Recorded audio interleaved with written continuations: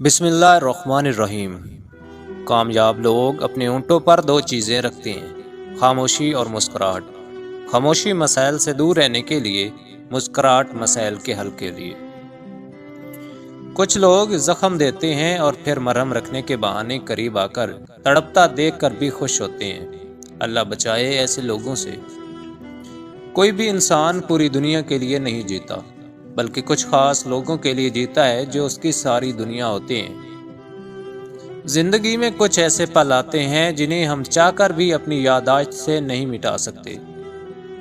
مجھے اختلاف ہے ان لوگوں سے جو کہتے ہیں وقت ہر زخم کا مرہم ہے۔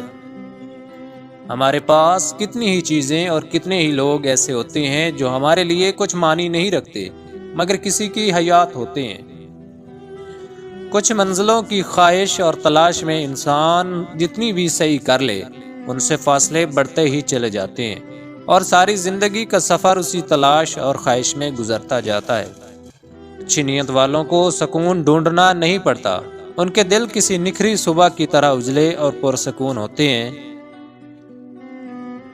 زندگی کے ہر موڑ پر صلح کرنا سیکھو، کیونکہ جھکتا وہی ہے جس میں جان ہوتی ہے، اکڑنا تو مردے کی پہچان ہے۔ نیار منہ ادرک کا کہوا پیو اور چلغوزے اور خوبانی کے استعمال سے چربی ختم ہو جاتی ہے۔